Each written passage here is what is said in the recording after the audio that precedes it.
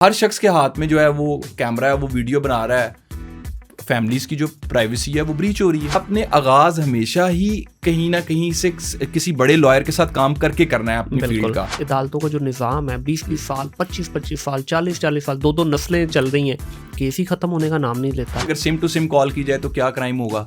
आजकल जो ज्यादा विक्टिम है लोग, वो किस चीज के हैं कि उनके अकाउंट से पैसे निकल जाते हैं। हाँ ये बड़ा कॉमन चल रहा है आजकल। कोई शख्स ऐसा नहीं है जो ये चाहता हो कि कोई इस किस्म की उसके बारे में कंट्रोवर्सी जो है वो कहीं पे भी लिखी जाए या पढ़ी जाए या दिखाई जाए। कोई शख्स ऐसा नहीं है। बाहर दुनिया के अंदर देख लें, आपका 2-2, 3-3 दिन में फैसले हो रहे हैं, यहाँ पे 20-20 साल लग जाते हैं। सोल्यूशन तब मिलता है जब आप इस बात पे आ जाएं कि जी मैंने अगले को सुनना है और मैंने उसको टाइम देना है कि वो मुझे कन्विंस कर सके। लोग यहाँ पे किसी को ब्लैकमेल करने के लिए भी किसी हद तक चले जाते हैं, डिफेम करने के लिए भी किसी हद तक चले जाते हैं, वो जा भी कंपेटिटर के पास रहा है। हाँ। जो चीज़ शायद हो सकता है किसी भी कंपनी को ज़्यादा हर्ट करेगी कि अच्छा ये मेरे कंपेटिटर के पास चला गया। एक बुरी खबर जो हमारे सामने आती है वो हमारे पे क्या असर डाल रही होती है हमें इस बात का नहीं पता।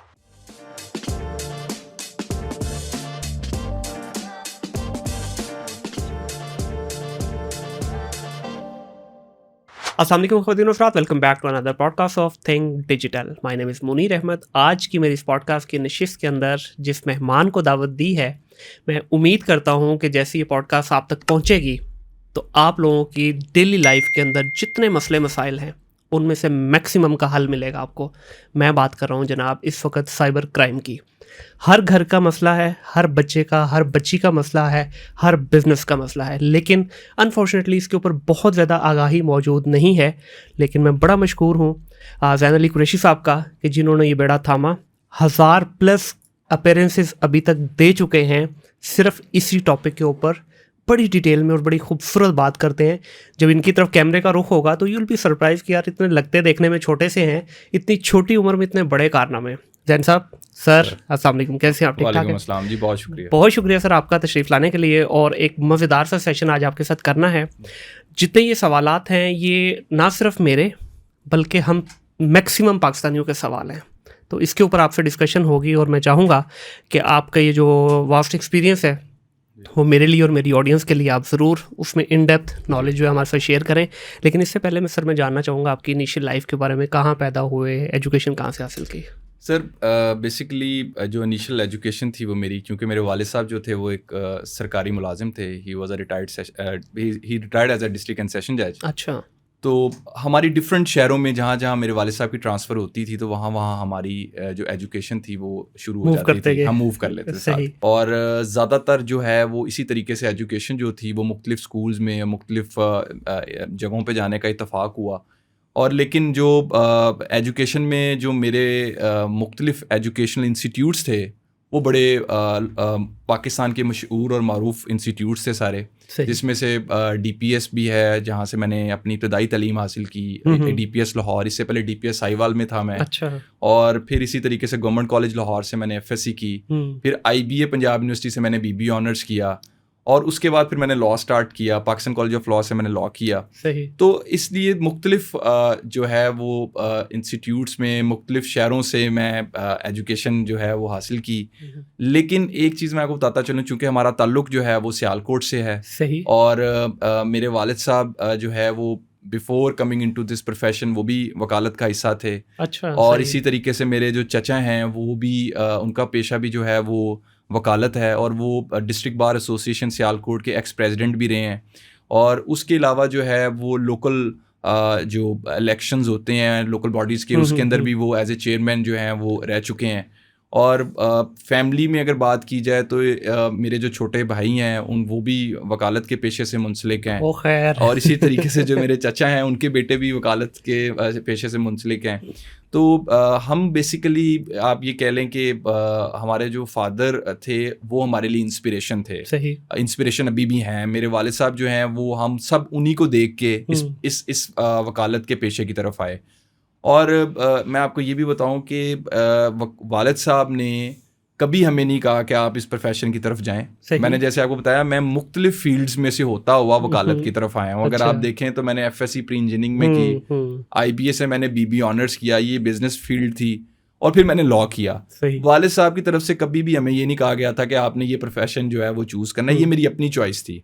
लेकिन कहीं ना कहीं इन्फ्लुएंस हुआ क्योंकि सारी ही फैमिली वकीलों की थी, तो कहीं ना कहीं वो होता ही है बच्चों को भी आ गया कि यार यही पकड़ लेते हैं डोमेन। हाँ, ये जो चीज़ है ना, ये मैं समझता हूँ कि ये बड़ी एक अहम चीज़ है, क्योंकि जब आप किसी ऐसी फैमिली में आपका जो है वो आप पल रहे होते हैं, आपका टाइम गुजर रहा होता है, तो आप कहीं ना कहीं आपको कहीं ना कहीं से इंस्पिरेशन मिल रही होती है। ऐसे ही। आप देखते हैं कि अच्छा इस प्रोफेशन में सर मैंने 2-3 चीज़ें देखी जो कि प्रोफेशन में आने से पहले भी मैंने देखी और प्रोफेशन में आने के बाद भी मैंने देखी। सही। एक तो सर इस प्रोफेशन में मैंने ये देखा कि अगर आप किसी शख्स का काम कर दें, जैसे कि अगर कोई शख्स आपके पास एक आया है, आपका क्लाइंट है, जी। उसने आपको अपना केस बताया, आप उसके केस में पेश हुए, आपने वो काम करवा दिया, ठीक है। अदालत में गए, उसको रिलीफ मिल गया। अब उस शख्स ने ना सिर्फ आपको दवाएं देनी है बल्कि वो आपकी मार्केटिंग भी खुद ही करेगा। ऐसे ही है। खुद ही लोगों को बताएगा कि जी अच्छा ये जैन साहब मेरे लॉयर थे, इनके थ्रू मुझे रिलीफ मिला। हाँ जी, ऐसे ही है। इसी तरीके से अगर हम इसका दूसरा एस्पेक्ट देखें, वो ये है कि सर अगर हम आज के दौर के हिसाब से देखें तो इसमें मुख्तलिफ फील्ड्स आ चुकी हैं। जैसे अगर आप देखें कि बहुत सारे लोग जो हैं वो बैंकिंग की फील्ड के साथ मुंसलिक हैं, बहुत सारे लोग कॉर्पोरेट की फील्ड को सिलेक्ट करते हैं, कंपनीज का काम करते हैं और उसमें बड़ा अच्छा जो है वो काम करते हैं। मेरा सर जो आगाज़ था, जो मैंने इसमें कंटिन्यू किया, मेरी फील्ड ही थोड़ी डिफरेंट थी। That was related to the cyber crime. अच्छा, पहले दिन से साइबर क्राइम में इंटरेस्ट था आपका? ये भी आपका बड़ा अच्छा सवाल है। बिगनिंग जो थी वो मैंने मेरे जो उस्ताद मोहतरम हैं, उनका जो नाम है वो शाहिद इकराम सिद्दीकी साहब हैं। ठीक है। शाहिद इकराम सिद्दीकी साहब बैंकिंग का पाकिस्तान में एक बहुत बड़ा नाम है, क्योंकि वो बैंकिंग से रिलेटेड जो केसेस आते हैं, जो बैंकिंग कोर्ट्स में जाते हैं, उसके अंदर उनका बहुत बड़ा नाम है। उनके पास मैंने काम स्टार्ट किया। सही। वहाँ से सर मैंने पहले बैंकिंग का काम सीखा और उसके बाद मैंने जब उसमें ज़्यादातर फाइनेंशियल इंस्टीट्यूशन ऑर्डिनेंस से रिलेटेड केसेस होते हैं, रिकवरी सूट्स होते हैं बैंक्स के। बिल्कुल। लेकिन वक्त के साथ साथ सर 2016 के बाद, स्पेशली इन 2017 एंड 18, ये जो फील्ड थी साइबर की, इसके केसेस जो थे वो आपको सुनाई देने शुरू हो चुके थे। 16 में आई थिंक ये लॉ भी बना था। जी, लॉ 16 में बना था।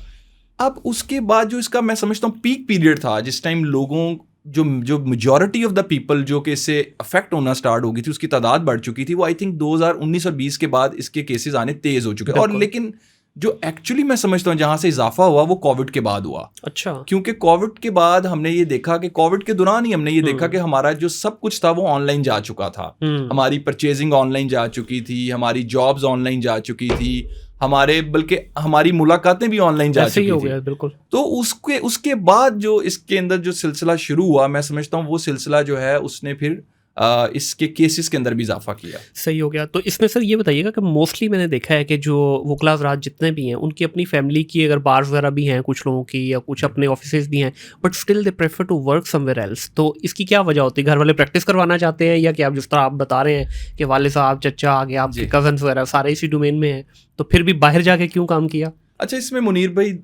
जो सूरत हाल है वो ये है कि आपने काम शुरू में सीखना होता है। हाँ।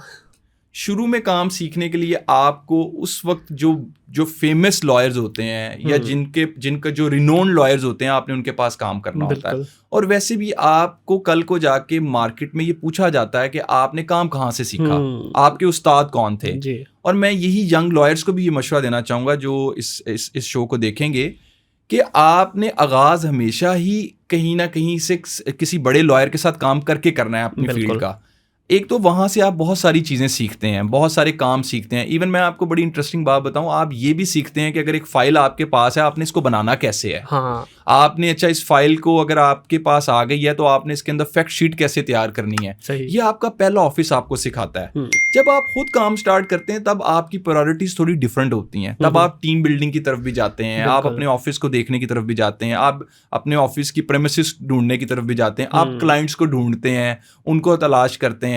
उस वक्त शायद ये चीज़ें अगर आपने सीखी ना हो तो लेटर ऑन स्टेजेस पे सीखनी मुश्किल हो जाती हैं। और अगर आपने ये सारा काम नहीं सीखा होता पहले किसी से जी। और आप आ जाते हैं फील्ड के अंदर बैठ जाते हैं तो नाकामी के चांसेस बहुत ज़्यादा हैं। और एक और मैं बात बताता चलूँ, ये ज़रूरी नहीं कि अगर आपकी फैमिली में अगर लॉयर्स मौजूद हैं तो आप ये ओवर कॉन्फिडेंट होकर आ जाएं, जी ठीक है हमें तो सारा काम आता है। हाँ, काम तो खुद ही करना है आपने। आपने उस वक्त के जो बेस्ट लॉयर्स होते हैं उनके साथ एटलीस्ट 1 to 2 months का जब आप, या एटलीस्ट आपको पहले 2 महीने में पता चल जाता है कि आपने जो काम यहाँ सीख रहे हैं ना वो शायद आप वहाँ बैठ के ना सीख पाते। बिल्कुल सही है। और फिर मेरा ख्याल है कि उसकी ड्यूरेशन भी काफ़ी ज़्यादा होनी चाहिए। आप ये ना हो कि आप सिर्फ 6 महीने बाद ही काम छोड़ के चले जाएं, एटलीस्ट 2 साल काम करें, सही, उस काम को समझें, उस फील्ड को समझें, और सबसे इंपॉर्टेंट बात यह कि आप प्रैक्टिस जो है उसको समझें कि आप वकालत में क्या जो असूल अपनाएंगे तो आप कामयाब हो सकते हैं। आपने बड़ी प्यारी बात की कि 2 साल एटलीस्ट देने चाहिए। मैं ये समझता हूँ कि अगर आप वकालत के शोबे को, बहुत सारे ऐसे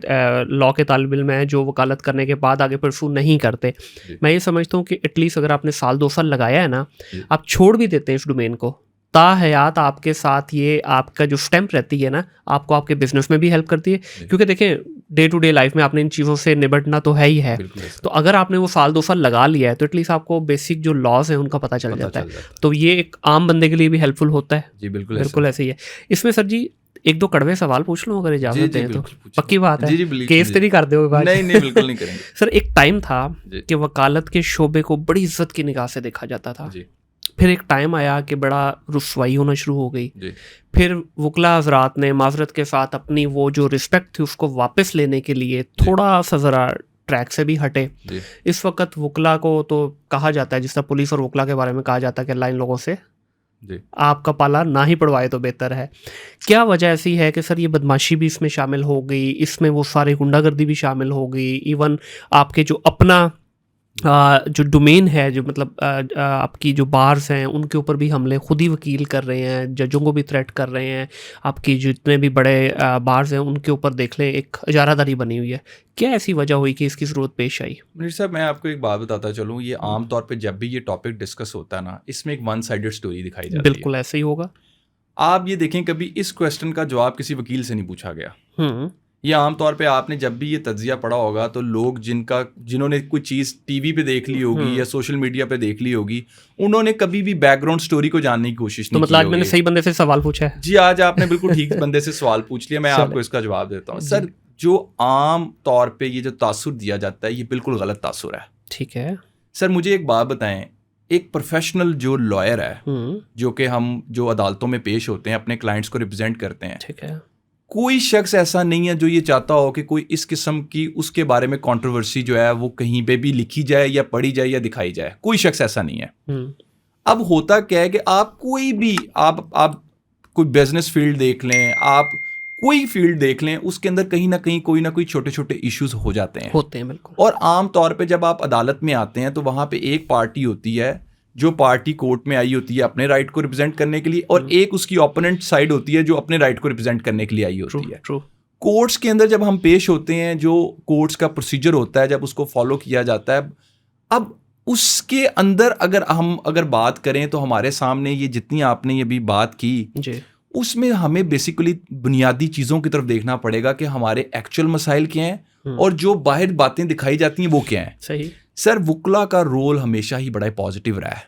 सही है। इस वक्त भी आपके जो 99.9% वकला हैं, मैं आपको ये बिल्कुल ये बात बड़े इसलिए मैं कह सकता हूँ क्योंकि मेरे जो जितने भी जिन दोस्तों के साथ हम उठते बैठते हैं, जिनके साथ हम काम करते हैं, जिनको हम देखते आए हैं या जिनसे इंस्पायर होकर हम इस फील्ड में आए, sir they are 100% professional lawyers. ठीक है। हम उनसे सीखते भी हैं, वो लोग लिखते भी हैं, वो लोग पढ़ाते भी हैं, हम उनसे सीखते हैं। हमारे उस्ताद भी सारे जो थे वो इसी प्रोफेशन में से थे। सही।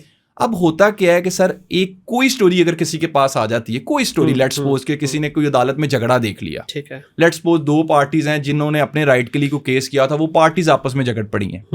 अब उसको लिंक कर दिया जाता है इस प्रोफेशन के साथ, ठीक है, जो कि गलत है।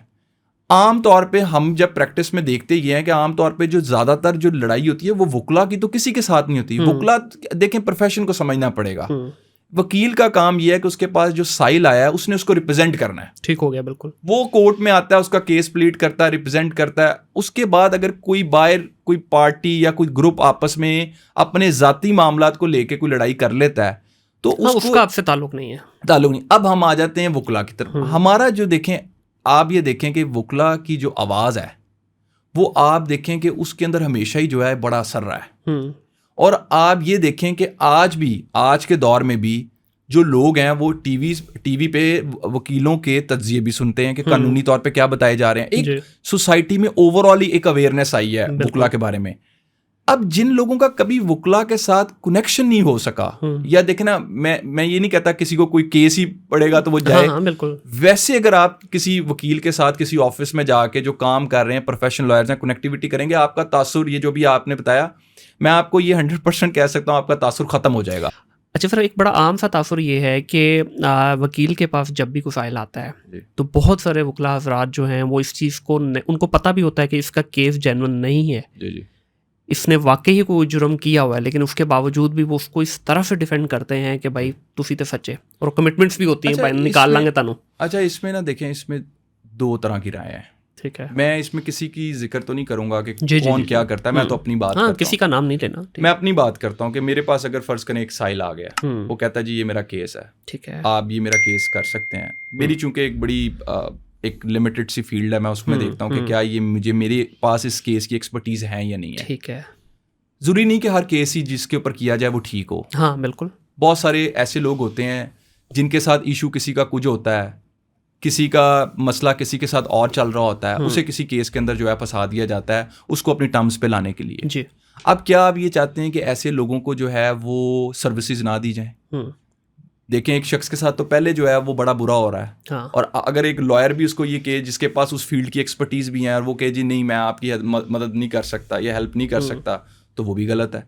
तो मेरा ये ख्याल है कि सबसे पहले आपके पास कोई भी केस आए, आप उस केस को रीड करें, उसको पढ़ें, उसमें से आप देखें कि क्या आप इस केस के अंदर कोई ऐसी चीज़ मौजूद है कि आप इसको रिप्रेजेंट कर सकते हैं, इसमें कोई ऐसे ग्राउंड्स मौजूद हैं कि इसको कोई आपके पास वो एक्सपर्टीज हैं कि आप इसको प्रॉपर गाइड कर सकते हैं। पहला चीज़ है पढ़ना। ये नहीं कि एक शख्स आया और उसने आपको सिर्फ केस ही बताया तो आप लाइक आई एम रेडी। पहले रिकॉर्ड देखें, क्या कहता है रिकॉर्ड, जो भी सिविल केस है, क्रिमिनल केस है, कोई भी केस है, तो बात यह है कि उसके बाद आप डिसाइड करें। मैंने तो जैसे आपको बताया ना, मैं तो पहले रिकॉर्ड पढ़ता हूँ, केस को देखता हूँ, अगर मुझे लगे कि ये केस जो है वो मुझे करना चाहिए, ये मेरे लिए ये केस जो है इसमें कोई ऐसा जो रिलीफ है वो इनको मिल सकता है, और अगर नहीं मिल सकता देन भी मैं उनको बताऊं कि भाई ये केस जो है ये ऐसे है, ये इसके अंदर आपको ये इसके रेपरकशंस हो सकते हैं। ठीक है, तो उसमें कोई ऐसी बात नहीं। देखें, जैसे एक वकील प्रोफेशनल होता है ना, तो जो लोग आते हैं वो भी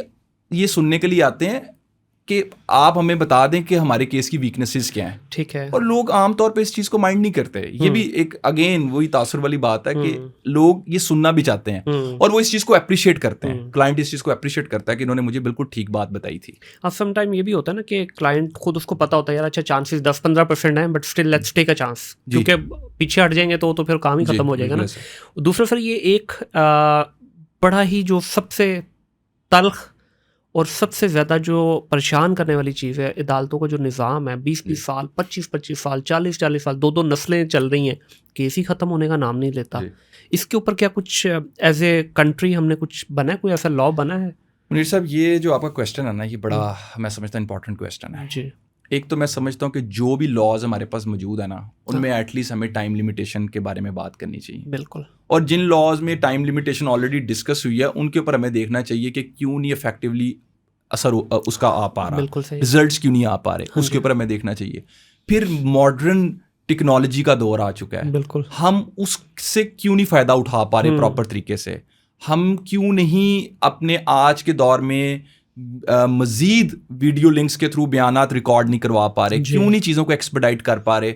क्या वो चीज़ें हैं, क्या वो मसाइल हैं जिसकी वजह से अदालतों में जजमेंट्स हो जाती हैं? क्यों ज़्यादा से ज़्यादा जो है वो लोगों को रिलीफ नहीं मिल पा रहा? छोटे छोटे मैटर्स हैं, छोटे छोटे मसाइल हैं जिनके अंदर लोग जो हैं वो सालों से अदालतों की तरफ जा रहे हैं। उसमें मैं समझता हूँ कि एक तो हमें, देखिए हम लोग क्या करते हैं, हम हर मसले का हल निकालते हैं एक नया लॉ ला के। एक तो मैंने ये देखा है कि जहाँ पे आपके मौजूदा लॉस से आपको फ़ायदा नहीं हो पा रहा होता ना, या वो इम्प्लीमेंट नहीं हो पा रहे होते, फ़ायदा तो बात की बात है, पहले इम्प्लीमेंट होना होता है, तो हम नया लॉ ले आते हैं। बिल्कुल ऐसे ही। तो उसका ये हल नहीं है, हमें जो एग्जिस्टिंग लॉज हैं उनको एफिशिएंट बनाना है। एग्जिस्टिंग लॉज के एफिशिएंट बनाने के साथ साथ हमने सिस्टम को भी एफिशिएंट करना है। ट्रू। सिस्टम कैसे एफिशिएंट होगा? आपको ट्रेन करनी पड़ेंगे जजेस भी, उनकी भी ट्रेनिंग्स करवानी पड़ेंगी वक्त के साथ साथ, और सबसे इंपॉर्टेंट आपको वुकला को भी ट्रेनिंग करवानी पड़ेगी। बिल्कुल, उनकी भी ट्रेनिंग्स का होना बड़ा जरूरी है। जो नए स्पेशली लॉज आ रहे हैं जैसे साइबर लॉ है, हाँ जी, जैसे और डिफरेंट जो लॉज हमारे सामने नजर आ रहे हैं, उन लॉज के ऊपर आपको लोगों को बताना होगा। एक तो आगाही देना भी एक बड़ी इंपॉर्टेंट चीज है, लेकिन जिन लोगों ने इस लॉ को प्रैक्टिस करना है उनको बताना बड़ा जरूरी है। बिल्कुल ऐसी है। तो मैं ये समझता हूँ कि इस पूरे सिस्टम में तब्दीली लाने के लिए लॉस इफेक्टिव आना बड़े जरूरी है, ट्रेनिंग्स का होना बड़ा जरूरी है। और सबसे अहम बात यह है कि देखें आज सोशल मीडिया का दौर है जी, एक अवेयरनेस कैंपेन चलाने की जरूरत है ओवरऑली, जहाँ पे हम समझते हैं जैसे मिसाल के तौर पे हमें मुख्तलिफ जगहों पे नज़र आता है कि जहाँ पे किसी के राइट का इशू है तो वहाँ पे ये फॉरम है जी, आप चले जाएं, यहाँ पे आपको 120 डेज में रिलीफ मिल जाएगा। हाँ जी, ठीक है।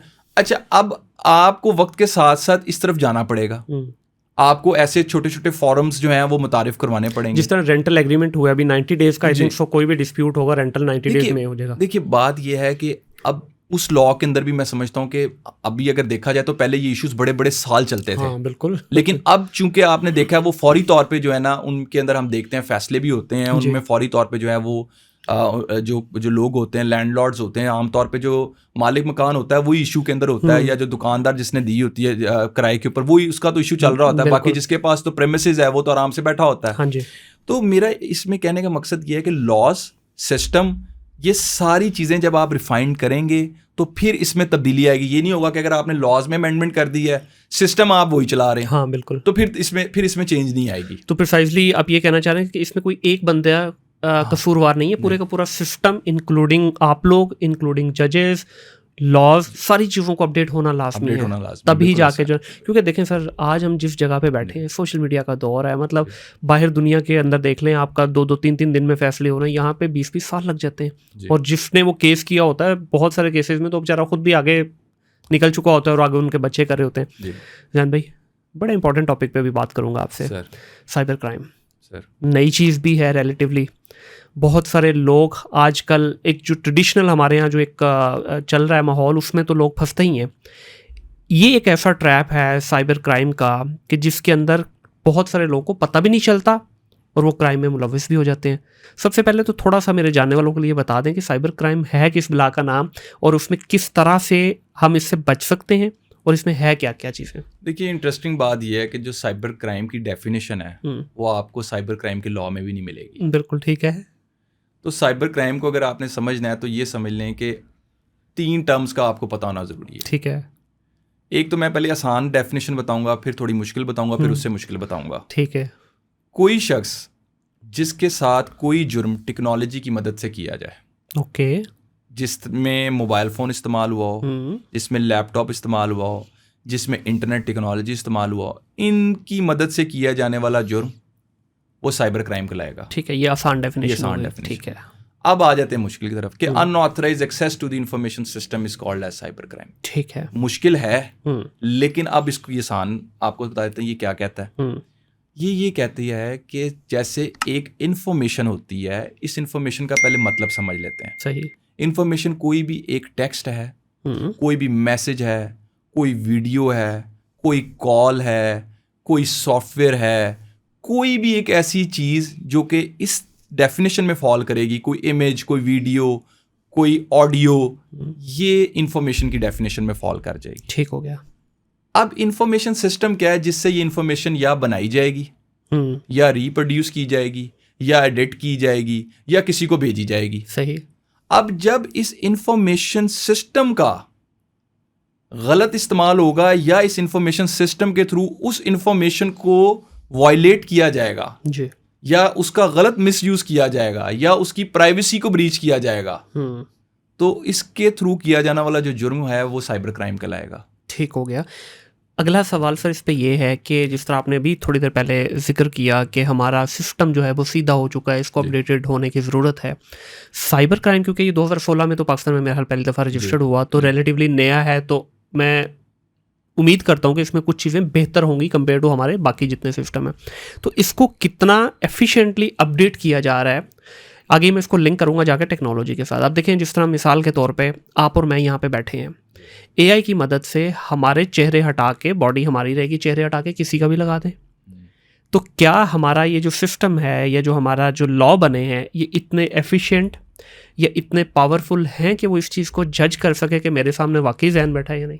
देखिए, लॉ तो ये जज नहीं करता। ठीक है, तो फिर आपके पास जब प्रूव आ गया, मैं बताता हूँ, ये जज करते हैं इन्वेस्टिगेटिंग इदारे। ठीक हो गया, इन्वेस्टिगेटिंग इदारे जो भी कार्रवाई या प्रोसीजर ऑप्ट करते हैं वो लॉ के तहत करते हैं। सही हो गया। अब आ जाते हैं कि लॉ क्या कहता है, जो आपका क्वेश्चन था जी। देखिए, पहली तो आपने बात पूछी क्या लॉ इतना अपडेटेड है। मैं समझता हूँ लॉ में इस वक्त भी बहुत सारी अमेंडमेंट्स करने की ज़रूरत है। ठीक है। मेरे पास अक्सर औकात जब भी मैं अपने ऑफिस में बैठा होता हूँ, मैं किसी की जब दरख्वास्त को पढ़ता हूँ या कोई FIR पढ़ता हूँ तो पहला लफ्ज़ ये लिखा होता है मेरा मोबाइल फ़ोन हैक कर लिया गया। बड़ा कॉमन है। मैं अक्सर लोगों से ये बात पूछता हूँ कि कभी आपने prevention of electronic crimes act 2016 में हैकिंग का वर्ड पढ़ा है? कभी आपकी नज़र से गुजरा कि उसकी सज़ा क्या है? नहीं। तो वो कहते नहीं, हमें तो ये इस बारे में नहीं पता। इसी तरीके से अब बात करते हैं कि जैसे हैकिंग इसमें मिसिंग है जी, इसी तरीके से मैं समझता हूं कि ऑनलाइन कॉपीराइट्स लॉस का इसमें होना ज़रूरी है। सही, बिल्कुल ठीक है। इसी तरीके से मैं समझता हूं उस लॉ की लैंग्वेज आसान होना ज़रूरी है ताकि आम बंदे को समझ आए। एक साइबर क्राइम का जो जुर्म है वो कहाँ से स्टार्ट होता है, चलें आज इसे ये भी आपको बताते हैं कि इब्तदा कहाँ से होती है। सही। हर साइबर क्राइम की जो इब्तदा है, चाहे वो सोशल मीडिया क्राइम है, चाहे वो फाइनेंशियल क्राइम है, उसकी इब्तदा एक फेक अकाउंट या एक फेक आइडेंटिटी से होती है। बिल्कुल। फाइनेंशियल में क्या इस्तेमाल होती है? Fake SIM. हाँ। सोशल मीडिया में क्या इस्तेमाल होती है? एक फेक आईडी। बिल्कुल। करने वाला ये समझता है कि मेरा किसी को नहीं पता लगना। अब लॉ का सेक्शन 16 पढ़े तो वो कहता है unauthorised use of identity information. बिल्कुल ठीक है। एक आम आदमी जो इसका विक्टिम है, जिसकी आईडी जो कि आम दिनों में हजारों लोगों की बन रही है, हाँ जी, जब वो लॉ को ओपन करता है तो वो कहता है जी ये तो फेक अकाउंट के बारे से तो कोई बात ही नहीं मुझे मिल रही। क्योंकि जो unauthorised use of identity information है, इसकी डेफिनेशन को पढ़ना, इसके मतलब को समझना उसके लिए आम आदमी के लिए मसला है। सही। तो लॉ को आम आदमी के पसे मंजर में तैयार करना चाहिए, उसकी लैंग्वेज भी उतनी आसान होनी चाहिए। बिल्कुल। जैसे कि एक है punishment for fake account, let's suppose हर शख्स को समझ आ जाएगी कि ये फेक अकाउंट से मुतल्लिका लॉ है। बिल्कुल। इसी तरीके से अगर हम बात करते हैं, जैसे मैंने सिम की बात की, अब है unauthorised issuance of SIM card. ठीक है। अब ये तो बात समझ आ रही है कि ये सिम कार्ड से मुतल्लिक है। हाँ। लेकिन जो अनऑथराइज्ड का मतलब है वो ऑब्वियसली उसको डेफिनेशंस में जाके पढ़ना पड़ेगा, वो अगेन उसके लिए मसला हो जाएगा। बिल्कुल। तो ये जो दोनों चीज़ों का मैंने जिक्र किया, लॉ की लैंग्वेज को आसान करने की ज़रूरत है। फिर सबसे बड़ा मसला सर, आपको मुनीर भाई सजाएं बढ़ाने की ज़रूरत है। हाँ। इस लॉ के अंदर जहाँ पे हम बात करते हैं ख्वातीन की तस्वीरों की, नाजेबा तस्वीरों की, कि जहाँ पे इस सेक्शन 21 में इसके बारे में डिस्कशन की गई है, तो उसमें सज़ा सिर्फ 5 साल है। ठीक है। जहाँ पे हम बात करते हैं साइबर स्टॉकिंग की, तो उसमें सज़ा सिर्फ 3 साल है। ठीक है। इसी तरीके से मैं समझता हूँ कि इन सेक्शंस में अमेंडमेंट्स करने की ज़रूरत है, सज़ा बढ़ाने की ज़रूरत है, क्योंकि जब तक आप इनमें सजाएं नहीं बढ़ाएंगे तो इसका फ़ायदा किसको होगा? मुल्ज़मान को होगा। फिर कुछ क्लैरिटी लाने की ज़रूरत है। कुछ चीज़ों में क्लैरिटी आई है with the passage of time, कुछ अमेंडमेंट्स आई हैं जिनमें क्लैरिटी लाई गई है।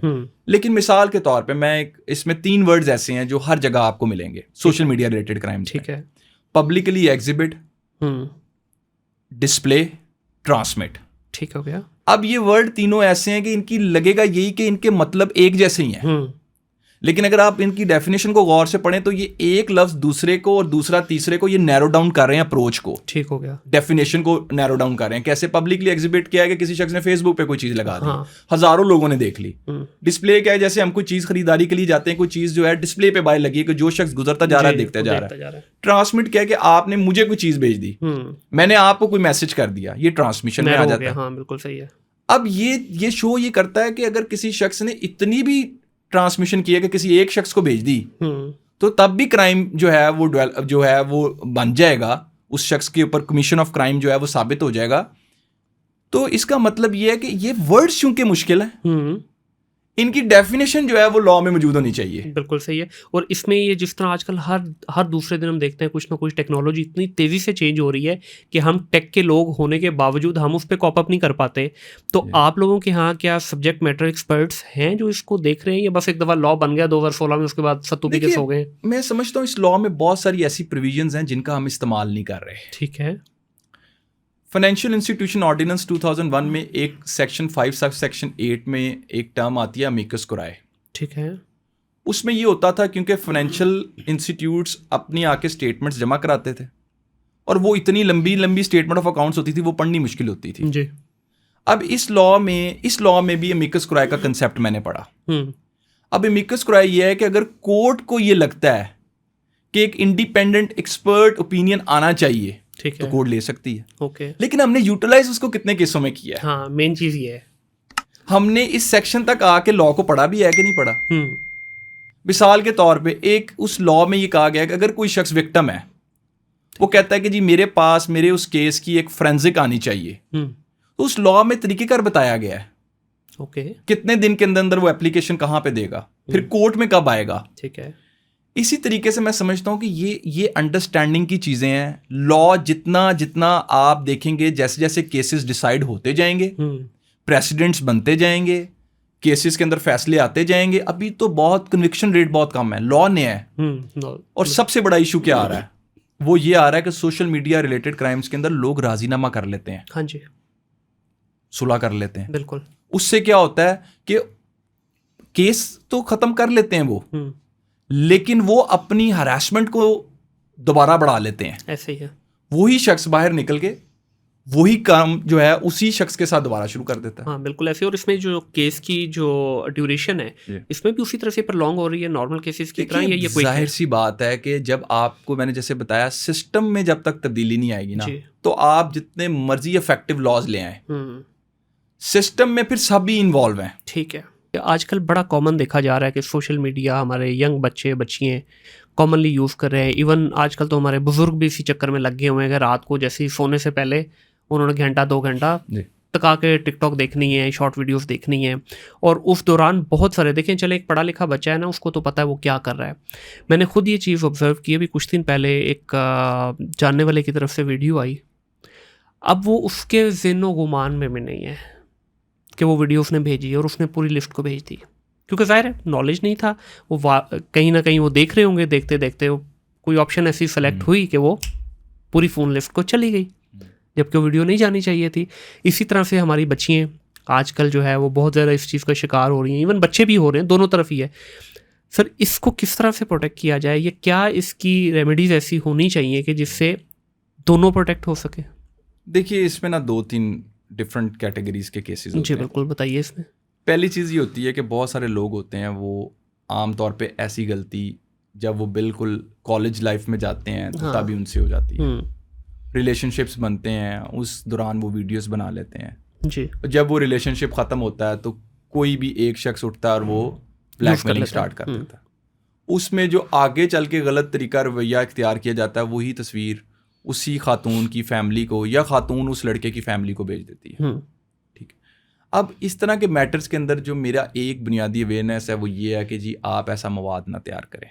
ठीक है। ज़रूरी नहीं है कि वही शख्स भेजे, ये भी तो हो सकता है कि आपका फ़ोन ही घूम जाए। ये भी हो सकता है वो फ़ोन किसी के पास चला जाए। बिल्कुल। फिर वो शख्स आपको ब्लैकमेल करना स्टार्ट कर दे। तो पहली बात है कि ये मत सोचें कि टेक्नोलॉजी का इस्तेमाल आपको आता है। मैंने जैसे आपने शुरू में तारुफ करवाया ना कि बहुत ज़्यादा जगहों पे पढ़ाने का इत्तेफाक हो चुका है, तो मैंने बहुत सारी यूनिवर्सिटीज़ में एज ए गेस्ट स्पीकर के तौर पे गया, कॉलेजेस में भी गया, इंटरव्यूज़ भी दिए। तो मेरे से एक क्वेश्चन हर यंगस्टर पूछता है, अच्छा जी अगर हम टेक्नोलॉजी ये नहीं ये इस्तेमाल करें ठीक है तो फिर क्या होगा, ये नहीं तो ये इस्तेमाल करें तो क्या कोई ट्रेस हो सकता है? मैं उन्हें अक्सर कहता हूँ कि आप अपने आप को टेक्नोलॉजी से ज़्यादा तेज़ मत बताएं। ऐसे ही है। बहुत सारे लोग ऐसे हैं जो कि अच्छे खासे पढ़े लिखे लोग हैं, वो ये गलती कर बैठते हैं और बाद में जाके पछताते हैं जी।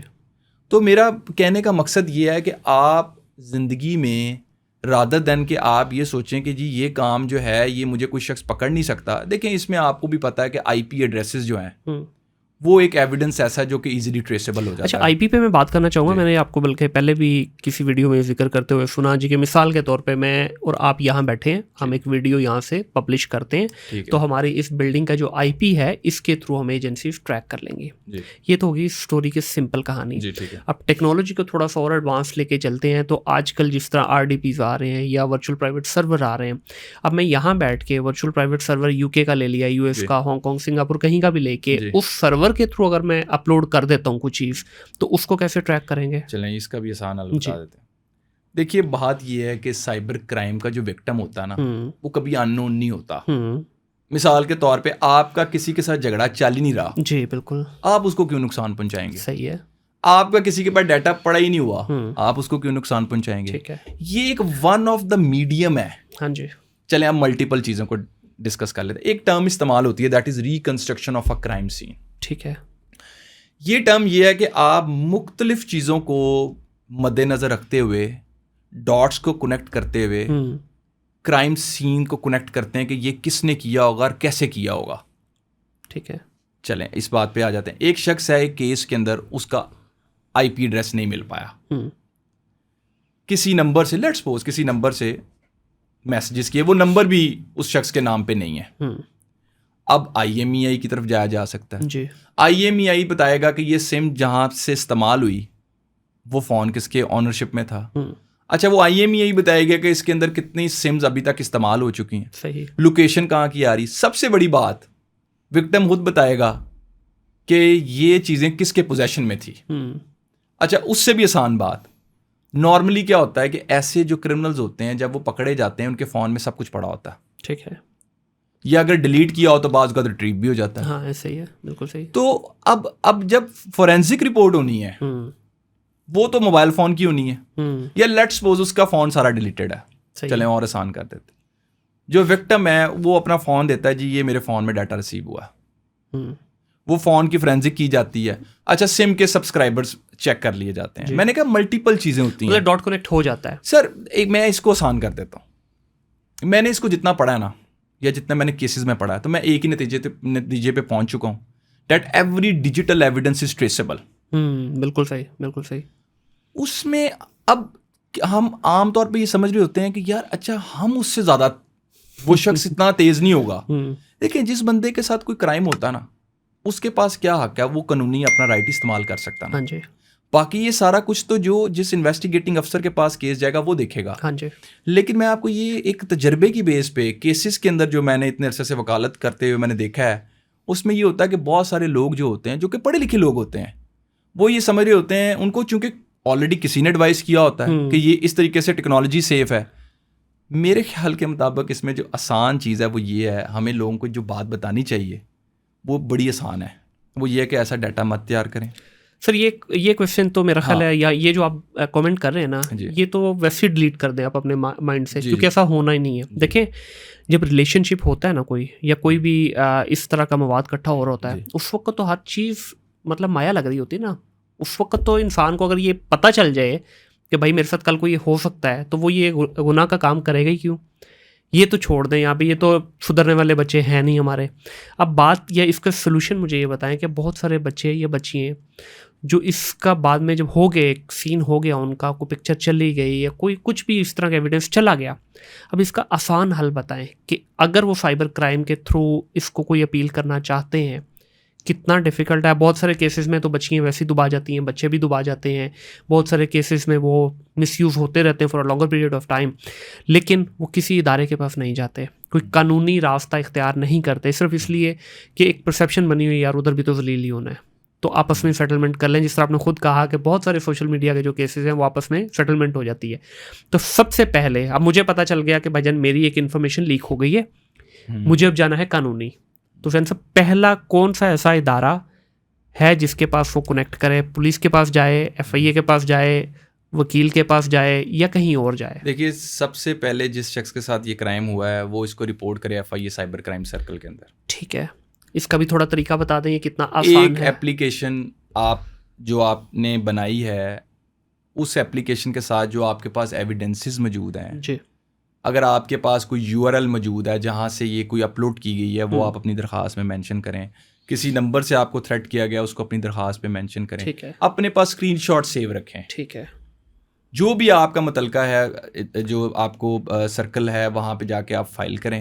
ऑनलाइन भी होता है ये या जाना जी ही बिल्कुल, पड़ता है? ऑनलाइन भी उनकी मौजूद है। लेकिन आप मेरा अक्सर ये कहने का मकसद है कि जब भी आपके साथ कभी कोई नई चीज़ हो, हाँ, तो बेहतर होता है कि पहले आप थोड़ी सी इन्फॉर्मेशन भी ले लें। सही, ठीक है, जैसे एक क्वेश्चन बड़ा पूछा जाता है, अगर सिम टू सिम कॉल की जाए तो क्या क्राइम होगा। हाँ, तो ये भी एक नई चीज़ है ना लोगों के लिए, ये बताने के लिए कि जो सिम टू सिम के हवाले से लॉ है वो कुछ और है, हाँ, जो व्हाट्सएप टू व्हाट्सएप के लिए लॉ है वो साइबर क्राइम के हवाले से आ जाता है।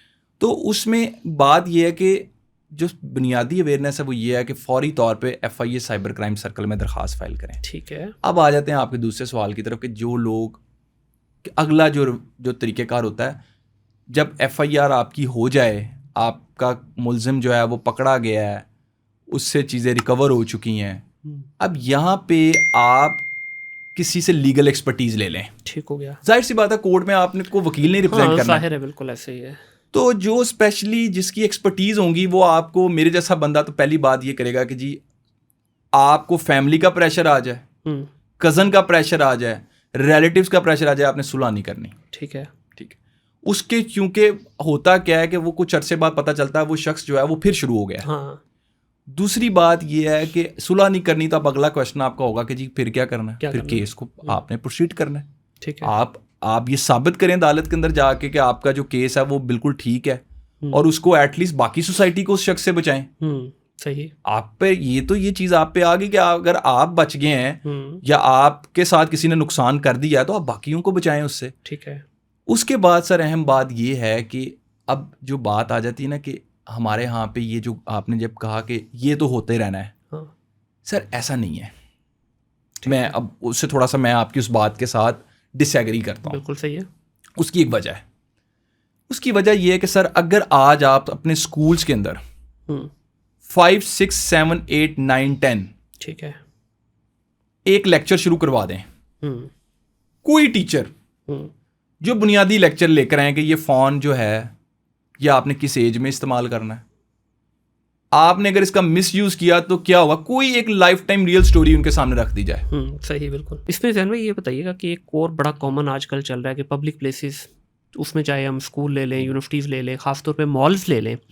अब मिसाल के तौर पे हम अपनी फैमिली के साथ मॉल में शॉपिंग करने गए हैं, गुजरते हुए जा रहे हैं, 36 लोग वहाँ पे वीडियोस भी बना रहे हैं, तस्वीरें भी बना रहे हैं। आपको तो नहीं पता ना कौन किस इंटेंशन से बना रहा है, और आप मना भी नहीं कर सकते। कैसे मना करें? हाँ, कोई डायरेक्टली आपकी तरफ कैमरा स्पॉट कर दे, चलें आप एक आधे को मना भी कर लेंगे, लेकिन रैंडमली आपकी पिक्चर्स भी बन रही हैं, आपकी वीडियोस भी बन रही हैं। अब आपको इंटेंशन का भी नहीं पता कि किसने किस मकसद के लिए बनाया है। इससे भी बड़ी प्रॉब्लम ये आ रही कि जो इस वक्त फ़ोन आ रहे हैं हमारे, किसी में 100x जूम है, किसी में 50x जूम है, इतने हैवी किस्म के उनके अंदर कैमराज लगा दिए गए हैं कि आप अच्छे खासे 10, 20, 50 मीटर के डिस्टेंस पे भी हैं, क्रिस्टल क्लियर पिक्चर आपकी ले ली जाती है। सर इससे कैसा बचा जाए? मुनीर भाई, एक लॉ बताने लगा हूँ। अब इतना क्लैरिटी के साथ वो लॉ है ना, इतने केसेस मेरे पास लोग लाते हैं कि जी इस तरह हमारी वीडियो बना ली गई। ठीक है, हम सड़क पे जा रहे थे, हाँ, हमें ज़बरदस्ती रोक के ज़बरदस्ती हमारे आगे माइक करके हमारा इंटरव्यू कर लिया गया। हम नहीं देना चाहते थे। बिल्कुल सही है sir, section 24 of prevention of electronic crimes act cyber stalking ये कहता है कोई शख्स किसी की तस्वीर और वीडियो अगर उसकी बगैर इजाज़त शेयर करता है, सही, इट्स अ क्राइम। तगड़े हो जो जितने ये सीजनल बने हुए ना आजकल सहाफ़ी। उसके अलावा सबसे अहम बात, लॉ ये भी कहता है कि अगर कोई शख्स किसी को फॉलो करता है despite clear indication of disinterest, ठीक है, आपका किसी की जिंदगी में कोई इंटरेस्ट नहीं, किसी से लेना देना नहीं, आपने जाके उसको सोशल मीडिया के ऊपर फॉलो करना शुरू कर दिया है, उसको रिक्वेस्ट भेजनी शुरू कर दिया है, उसके पीछे लग गए हैं, जैसे हमने पहली वाली मिसाल दी। तो साइबर स्टॉकिंग का जो ऑफेंस है ये लोगों के लिए पढ़ना बड़ा ज़रूरी है। इसमें 3 साल सज़ा है। सही, मैं इसलिए इस बारे में कह रहा हूँ, इसके इफेक्ट ही बहुत ज़्यादा हैं। आप देखें कभी किसी ज़माने में लोग रेस्टोरेंट्स में बैठे होते थे, बड़े आराम से बैठे होते थे। हाँ जी, अब तो लोग आपस में बात ही नहीं कर सकते। बिल्कुल, अचानक आपको पता चलेगा जो साथ वाला है वो वीडियो बना रहा है। हाँ, बिल्कुल। फिर इसी तरीके से मैं इससे भी आगे जाके बात करता हूँ, लोग अब पार्क्स में जाते हैं जी, फैमिलीज़ के साथ, वो अक्सर उनके साथ ये इश्यूज आ जाते हैं। हर शख्स के हाथ में जो है वो कैमरा है, वो वीडियो बना रहा है, फैमिलीज की जो प्राइवेसी है वो ब्रीच हो रही है। बिल्कुल ऐसी है। तो उसमें जो अगर कोई शख्स ऐसा करता है आपके साथ, अगर आपकी वीडियो बना लेता है, आपकी तस्वीर आपकी बगैर इजाज़त के शेयर कर देता है, तो लॉ मौजूद है। ठीक है। असल में इसकी अवेयरनेस का इशू है। मेन चीज़ ये है। मेन चीज़ें जिनको पता है वो तो अपने लॉ का पूरा राइट प्रोटेक्ट करते हैं, अपना राइट इस्तेमाल करते हैं। जिनको नहीं पता इस लॉ के बारे में कि क्या ये जुर्म है या नहीं, उनके लिए आज की इन्फॉर्मेशन। अभी देखिए, मैं कुछ दिन पहले एक इवेंट पे था, तो वहाँ पे इवेंट ख़त्म हुआ तो हम लोग 7-8 लोग थे जो स्टेज पे थे। तो अब उसमें लड़कियाँ भी थी, लड़के भी थे सारे। तो हम एंड पे जो है ना, उन्होंने कहा, इवेंट ऑर्गेनाइज़र ने कहा जी आप पिक्चर ले लें। तो हमने पिक्चर ले ली सर। अब एक दोस्त ने मुझे मेरी पिक्चर क्रॉप करके, मेरे लेफ़्ट पे एक लड़की खड़ी हुई है, राइट पे मेरे एक लड़का खड़ा हुआ है, तो उसने पिक्चर इस तरह से क्रॉप की कि वो पिक्चर मुझे लगा, मैं यार मैं कुड़ी नाल तस्वीर खिंचवा रहे हैं। हालांकि वो ग्रुप फ़ोटो थी, एक पूरी प्रॉपर 7-8 लोग थे उसके अंदर, लेकिन उसने जब क्रॉप की है तो वो बिल्कुल यूँ लग रहा है कि मैं सिर्फ खड़ा ही उसके साथ हूँ। तो ये वही बात आ गई कि मुझे तो इस चीज़ का नहीं पता। अब वो उसने बीच में से एक बड़ी पिक्चर में से छोटी निकाल के उसने मुझे शेयर की ये चीज़। तो इस तरह बहुत सारे लोगों के साथ हो रहा है।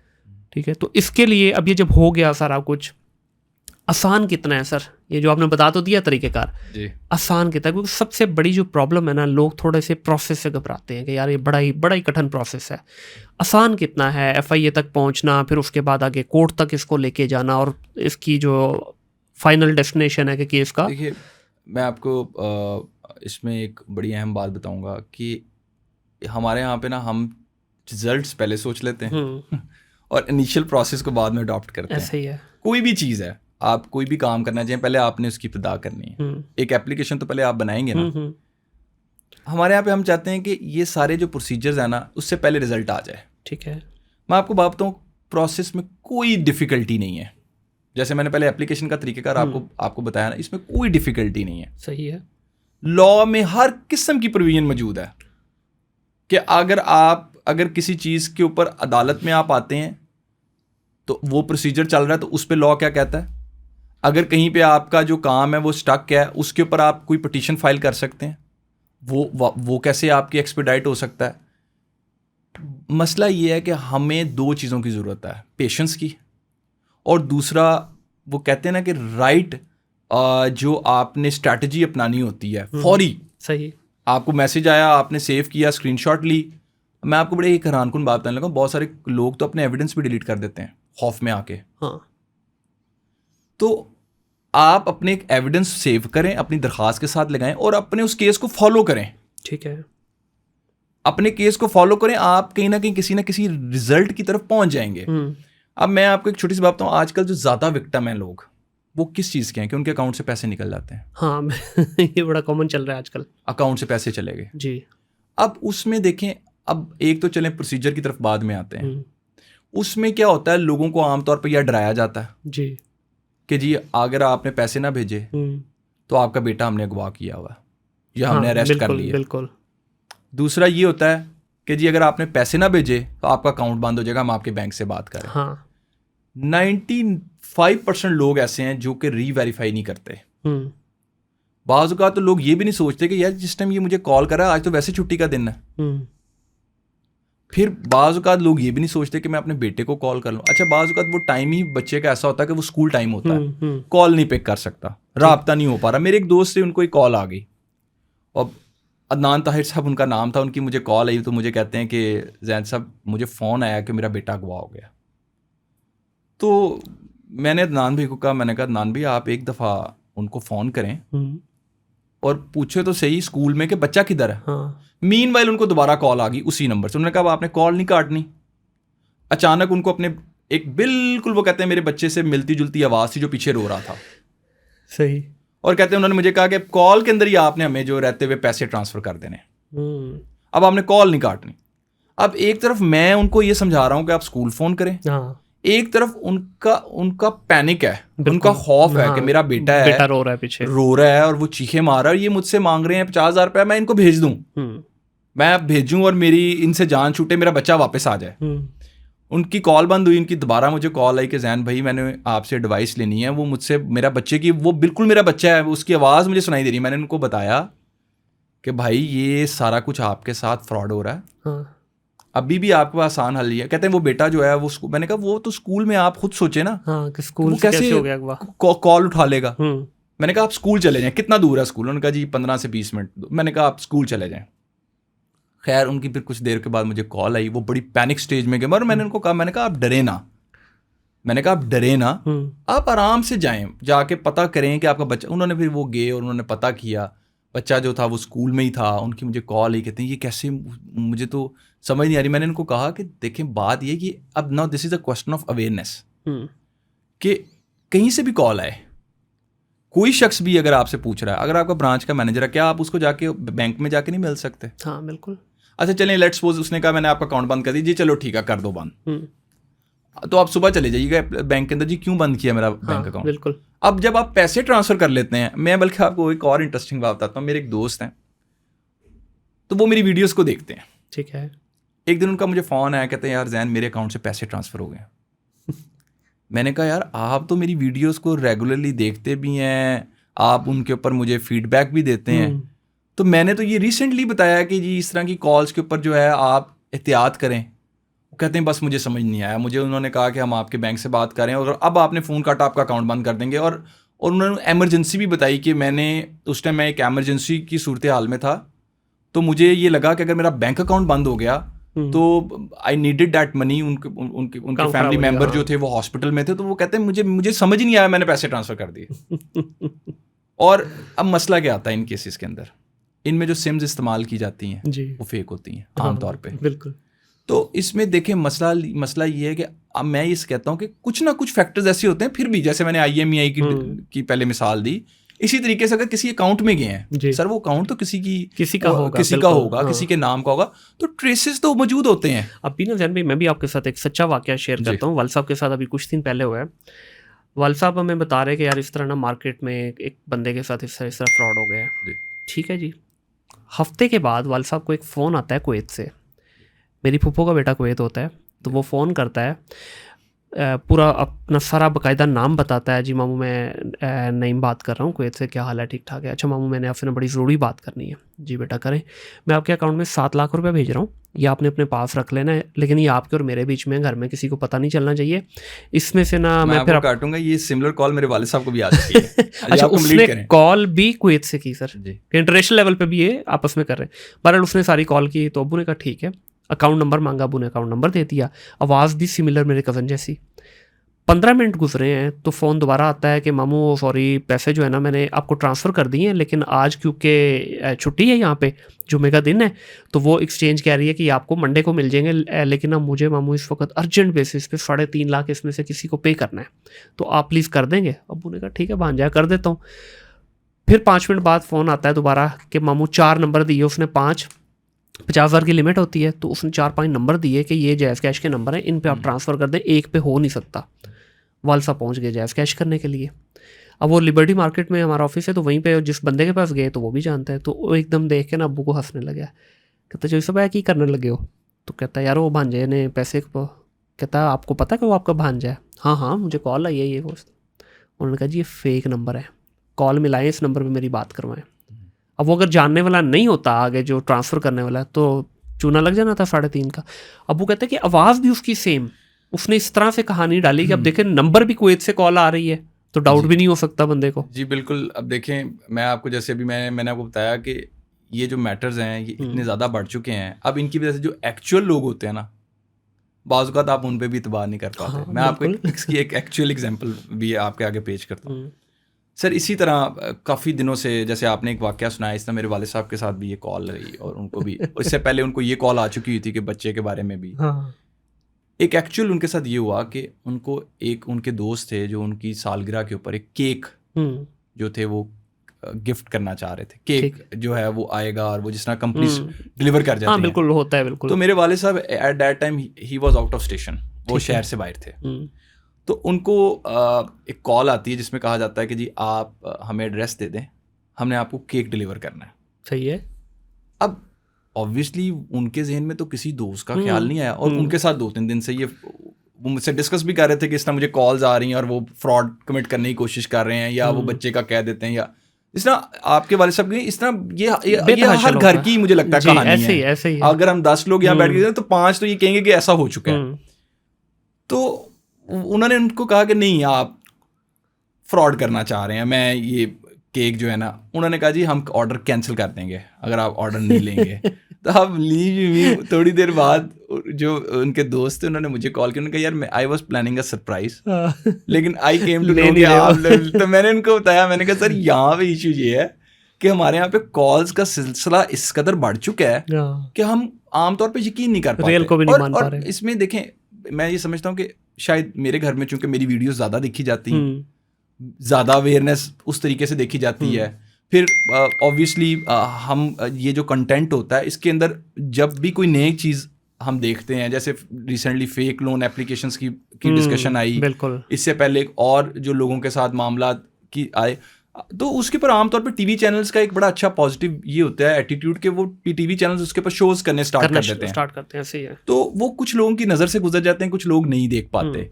तो जो देख पाते हैं उनकी हद तक तो अवेयरनेस क्रिएट हो जाती है।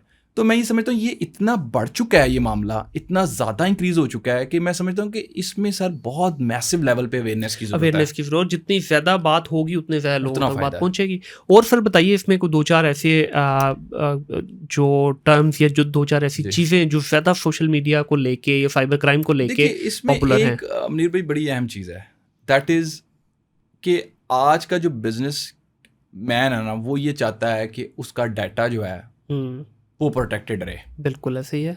वो ये चाहता है कि जो एम्प्लॉयज़ के पास काम करने आए, कल को वो अगर ये मुलाजमत छोड़ के भी जाता है तो वो शख्स दूसरे शख्स उसके कंपेटिटर के पास जाके उसका डाटा या उसकी क्लाइंट इन्फॉर्मेशन शेयर ना कर दे। ठीक हो गया। इस सूरत हाल में जो बेहतरीन चीज़ है वो ये है कि किसी शख्स के पास कोई शख्स अगर मुलाजमत के लिए आता है तो सिर्फ सैलरी की बात ना करें उसके साथ, उसके साथ अपने डिसिप्लिन्स की, अपने एग्रीमेंट्स की भी बात करें। ठीक हो गया।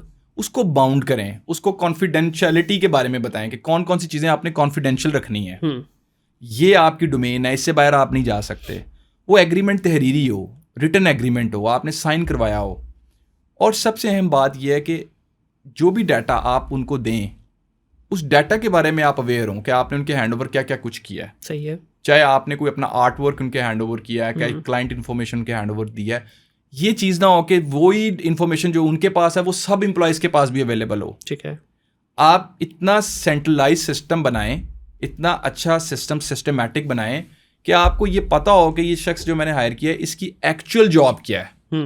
कल को जाके अगर कोई डाटा ब्रीच होता है तो वो शख्स बाहर जाके ये ना कहे कि ये मैंने नहीं किया, ये किसी और ने किया है। और अगर वो आपके किसी कंपेटिटर के पास जाके जॉब करना चाह रहा है तो आपके पास प्रॉपर एग्रीमेंट हो जिससे आप बाउंड कर सकें कि वो ये शख्स ऐसा नहीं कर सकता।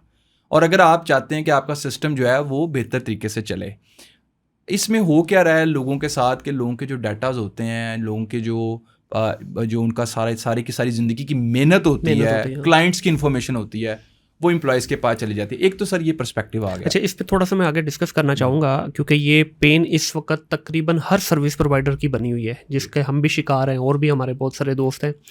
बच्चों को हम रखते हैं, जिस तरह आपने कहा कि जी आप सैलरी के अलावा बाकी भी बातें करें, हम सारी बातें करते हैं, लीगल कॉन्ट्रैक्ट भी करवाते हैं। इन फ्यू केसेस हमने 1200 के स्टाम्प के ऊपर भी एग्रीमेंट करवाए हुए हैं। उसके बावजूद बच्चा उस वक्त तो हर चीज़ उसको माया लग रही होती है, जो आप कहते हैं वो कमिट कर जाता है। लेकिन जब उसने आपके साथ गेम करनी है उस वक्त सर वो नो शो के ऊपर जाता है। देखें, हमने ये भी कॉन्ट्रैक्ट में लिखा होता है कि 30 डेज़ का नोटिस पीरियड है, आप जब भी छोड़ के जाना चाहें। वो बच्चा 30 डेज़ तो दूर की बात 30 मिनट्स का भी नोटिस पीरियड नहीं देता। आज आया, शाम को प्रॉपर शिफ्ट करके गया, अगले दिन सुबह डिसअपेयर, नो शो। अब उसको फ़ोन कर रहे हैं या कुछ भी कर रहे हैं, सारा कुछ बंद है। अब छोटी कंपनीज, अब आप कहेंगे जी ठीक है आप उसके अगेंस्ट लीगल चले जाए। अब छोटी कंपनीज जो है स्मॉल टू मीडियम साइज़, ये एक डेफिनेटली प्रॉपर लॉयर तो अफोर्ड नहीं कर सकती। और आना जाना एम्प्लॉयज़ का इतना फ्रीक्वेंट हो जाता है सम टाइम कि आप क्या अदालतों के चक्कर काटते रहेंगे इनको मैनेज करने के लिए।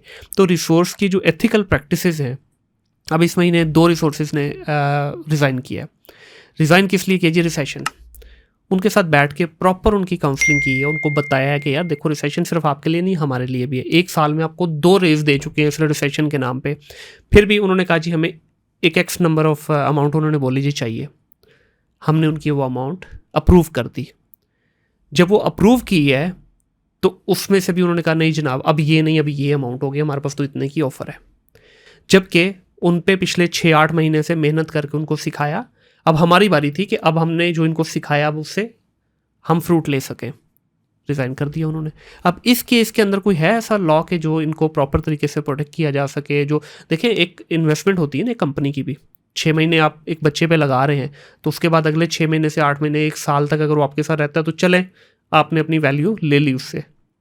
इस पे क्या कर सकते हैं? देखिए, एक तो मैं बिल्कुल आपके साथ एग्री करूंगा कि लिटिगेशन इस मसले का हल नहीं है। हाँ जी, कॉस्टली भी है जी, टाइम टेकिंग भी है, रेपुटेशन भी इन्वॉल्व कर देता है। जी, आपके बारे में मशहूर हो जाएगा कि आप लिटिगेशन पसंद करते हैं, बिल्कुल। उनके बारे में ये तासुर आ जाएगा कि उनको लिटिगेशन में फंसा दिया गया है, हाँ, व्हाट्सएवर हाँ, जो हाँ, आपको बिल्कुल। पता है कि बात एंड पे मजलूम उन्होंने बन जाना और हमने फंस जाना है। इसमें बात सिंपल सी ये है कि कोई भी एम्प्लॉय जो भी आपके पास आया, आपने अपने उनके साथ, अब अगला प्रोसीजर ये है कि आप थोड़ा सा यहाँ पे आप वर्किंग करके देखें, एक अच्छा सेशन उनके लिए कंडक्ट कर लें, सही, जहाँ पे आप एटलीस्ट उनको ये बताएं कि अगर रिसेशन चल रहा है तो जिस कंपनी में आप हैं यहाँ पे लॉन्ग टर्म रहने के फ़वाइद क्या हैं, सही, लॉन्ग टर्म रिलेशनशिप होता क्या है किसी कंपनी का, किसी एम्प्लॉयर का एम्प्लॉय के साथ, उसको ये बात आप इसलिए बताएं कि उसको अपॉर्चुनिटीज़ हो सकता है कि 1 महीने बाद अगर आपका उसका इशू रिजॉल्व हो जाए, 2 महीने बाद और अच्छी अपॉर्चुनिटी आ जाए। हाँ। अच्छा, ये भी उसका राइट है, बिल्कुल है।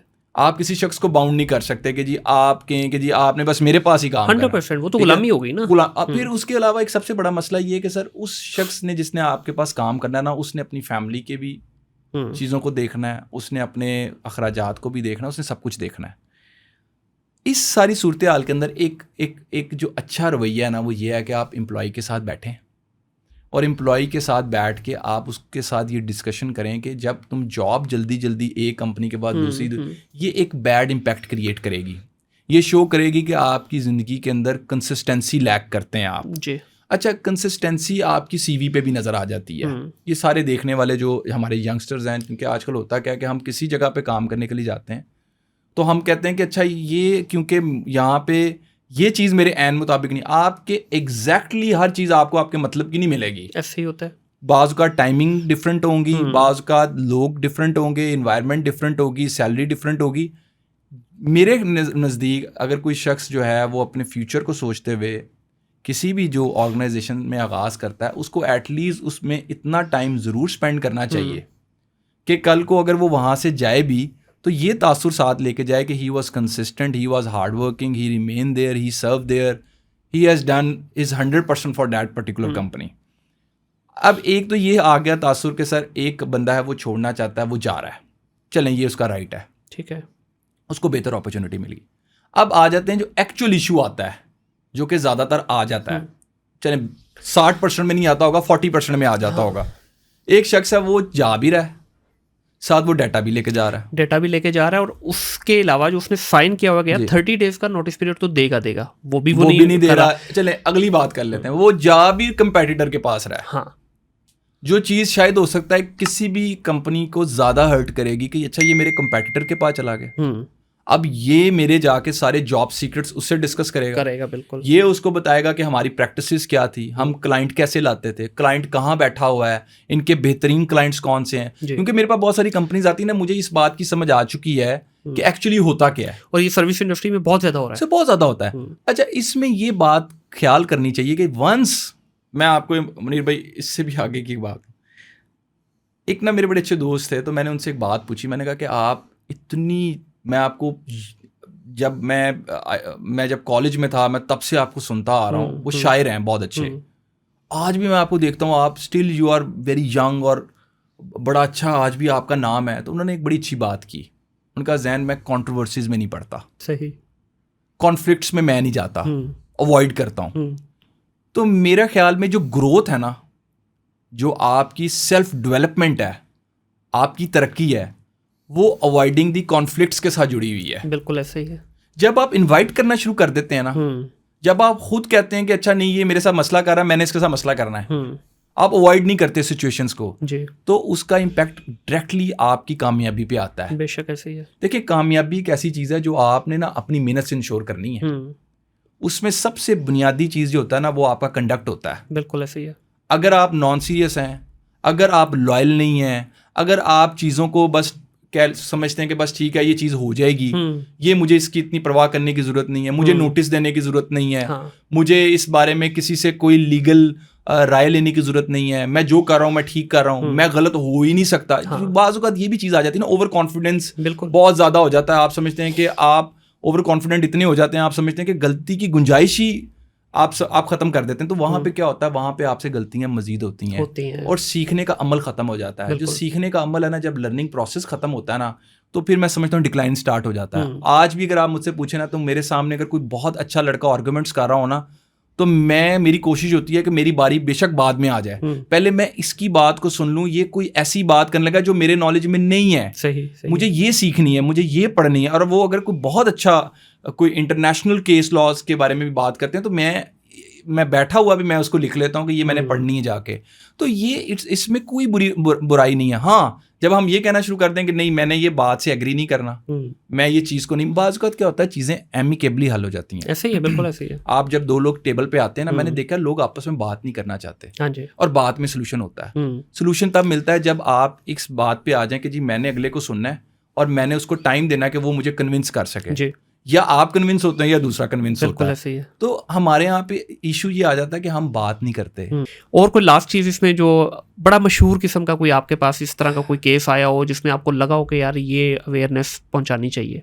मे बी जो बहुत पॉपुलर केसेस चूँकि मैंने बहुत सारे किए हैं, उसमें मुख्तलिफ कंपनीज के भी केसेस थे, इंडिविजुअल्स के भी केसेस थे। इंडिविजुअल का लाजमी बताइए। हाँ, इंडिविजुअल्स के भी केसेस थे। देखिए, एक मैं समझता हूँ कि मशहूर से ज़्यादा ना मैं इंपॉर्टेंट समझता होता हूँ। मेरे लिए ये चीज़ इंपॉर्टेंट नहीं कि कोई शख्स कितना जो है वो जिसका केस है वो कितना पॉपुलर आदमी है, मशहूर कितना है। केस की बात हो केस के ऊपर मैं आ जाता हूँ। केस में सर मैं समझता हूँ कि बहुत सारे ऐसे मैटर्स थे जिसमें वन ऑफ द केस जिसका मैंने जिक्र किया, वो मैं इसलिए समझता हूँ कि बताना ज़रूरी है, जहाँ पे मैंने जैसे आपको बताया कि जहाँ पे एक खातून ने खुदकुशी कर ली। अब ये एक बहुत ऐसा मैटर है जो कि एक नॉर्मल मैटर नहीं है जी, बिल्कुल, कि एक हमारी सोसाइटी में इस किस्म का हो जाना किसी के साथ कि एक खातून है जिसकी तस्वीरें भी फेक तैयार की गई हैं और फेक तस्वीरें तैयार करके उसका जो चेहरा लेकर उस तस्वीरों को एडिट करके बाद में उसके कॉन्सिक्वेंसेस क्या हुए कि उसने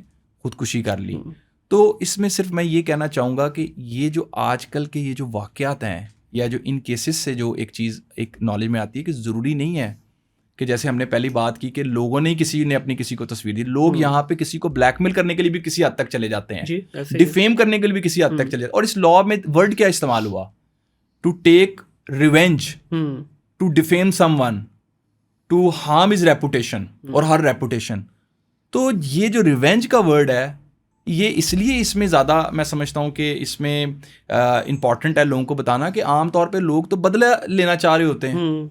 तो इसमें ये सिर्फ बात है कि अगर किसी के साथ ऐसा हो जाए तो एक और चीज़ जो भी आपके क्वेश्चन से मुझे याद आई, अगर ऐसा हो जाए जी, मैंने देखा नॉर्मली ब्लैकमेलर्स के साथ लोग क्या करते हैं, मुज़ाकरात शुरू कर देते हैं। बिल्कुल। तो वो ब्लैकमेलिंग का अमल और बढ़ा देता है। ऐसे ही है। वो कहता है अच्छा ये तो आप डर गए हैं तो मैं और इस काम को बढ़ा देता हूँ। आसान चीज़ ये है कि जब भी आपके साथ ऐसा हो फौरी तौर पे अपनी फैमिली को, अपने फ्रेंड्स को, बाज़ औक़ात आपके फ्रेंड्स आपके साथ बहुत अच्छा जो आप सोच नहीं पा रहे होते ना वो आपके साथ उससे ज़्यादा चल जाते हैं। बिल्कुल ऐसे ही है। तो वो आप ज़्यादा आपकी हेल्प कर जाते हैं, तो बताने में कोई हर्ज नहीं। वो हो सकता है फ्रेंड्स किसी से मशवरा करके आपको एडवाइस कर दें। बिल्कुल ऐसे ही है। तो इसके अलावा कोई और आपको लगा हो कि जो एक नई तरह का फ्रॉड या नई तरह का कोई केस इसमें, क्योंकि ये एक सब्जेक्ट ही ऐसा है कि इसमें आए दिन कुछ ना कुछ नया चल रहा है। सर इसमें देखें नई तरह का तो ये है कि जैसे मिसाल के तौर पे आए दिन हम देखते हैं कि लोगों की फेक अकाउंट्स तैयार हो जाते हैं। हाँ, अब उसमें बहुत सारे लोग तो ऐसे ना जो अपनी फेसबुक पे आके लिख देते हैं कि जी ये मेरे नाम का जैली पेज है या अकाउंट है, ये मत किसी से शेयर कीजिएगा। लेकिन हैरत अंगेज तौर पे मैं बहुत हैरान होता हूँ इसलिए कि बहुत सारे लोग जो कि एक आम बात की इतनी वेरिफिकेशन करते हैं वो सिर्फ एक ऐसे मैसेज के ऊपर कि मैं इमरजेंसी में हॉस्पिटल में हूँ, पैसे भेज दो, वो पैसे ट्रांसफ़र कर दें। तो ये बड़ी एक इंटरेस्टिंग, मैं आपको इसलिए ये बातें बता रहा हूँ कि ये एक आजकल की एक नई जो है लोगों के साथ चीज़ है कि उनके पास आता है और वो फौरी तौर पे जो है वो शेयरिंग की तरफ चले जाते हैं और वो ये भी नहीं सोचते कि जिसको पैसे भेज रहा हूँ उससे एक दफ़ा कॉल करके तो ये बात पूछ लूँ। और बाज़ औक़ात ये होता है लोगों को कंटिन्यूटी के साथ कॉल्स आती हैं। जी जी जी, बिल्कुल ऐसे ही है। एक दफ़ा कॉल आई, उसने कहा जी पैसे भेज दिए, फिर 1 घंटे के बाद कॉल आ गई कि जी वो पैसे तो आ गए, मज़ीद चाहिए पैसे, और शाम तक पता चला कि सारे पैसे जा चुके थे। हाँ, और जो जिस बंदे को भेजे गए हैं उसको पता ही नहीं। अब देखिए ये क्राइम भी इतने मतलब ऑर्गेनाइज तरीके से किया जाता है कि अब मिसाल के तौर पे मेरी आईडी बनाएंगे अगर कोई, तो वो बनाने वाला सबसे पहले ये देखेगा अच्छा यार इस बंदे की एक्टिविटीज़ क्या हैं, क्योंकि हम सारा कुछ तो सोशल मीडिया पे डालते हैं। अब वो देखेगा अच्छा ये बंदा जो है ना ये सारा करता है, कौन लोग हैं जो इसके करीबी नेटवर्क में शामिल हैं, वो उनको उसी तरह से अप्रोच करते हैं। को सुनने वाले को, देखने वाले को लगेगा वाकई रियल में यार वाकई इसकी कोई प्रॉब्लम आ गई है। तो इसका बस वही है कि आगाही देनी पड़ेगी। आप जैसे लोग जो हैं, से कुछ अरसा पहले तक हमें किसी को जानने के लिए कोई ज्यादा काम करने की जरूरत नहीं थी ऐसे ही। आप सिर्फ हम उनको ऐड ही कर लेना उन दोस्तों को, तो हमें पता चल जाएगा कि इनके मूड्स क्या हैं, हाँ, इनकी लाइकिंग्स क्या हैं, ये क्या चीजें पसंद करते हैं। तो ये हमें सब चीजें हमारे सामने आ जाएंगी। बल्कि आमतौर पर अब ये देखा जाता है किसी को किसी का नाम बताओ ना, तो वो पहले उसको सर्च करने की कोशिश करता है कि ये शख्स कौन है। तो ये अब सोशल मीडिया ने इतनी तब्दीली ला दी। लेकिन एक चीज़ सर मैं एंड पे सिर्फ एक अवेयरनेस देना चाहूँगा। अवेयरनेस सर ये है मुनीर साहब के, जैसे इस कमरे में कोई बंदा स्ट्रेंजर एंटर हो और मैं और आप उससे बात नहीं करेंगे, ऐसा ही है, बात करेंगे भी तो हम उसके साथ कभी डिस्कशन में नहीं जाएंगे, लिमिटेशन में रहेंगे। सोशल मीडिया पे ये हमारा रवैया नहीं रहा। हम क्या करते हैं, हम स्ट्रेंजर्स के साथ बातचीत करते हैं, उनको ऐड करते हैं, उनके साथ दोस्तियां बढ़ाते हैं, और अल्टीमेटली वो क्या करते हैं कि वो लोग मिल के, जो स्ट्रेंजर होता है वो बाद में पता चलता है कि हमें लग रहा होता है लड़की है लेकिन वो लड़का होता है। हाँ, जो भी शख्स बातचीत कर रहा होता है वो इतनी लंबी चैट्स उनके साथ कर लेते हैं। फिर आजकल एक नया इशू लोगों के साथ है कि लोगों को कॉल आ जाती है ऑनलाइन, वो उस ऑनलाइन कॉल के ऊपर चले जाते हैं।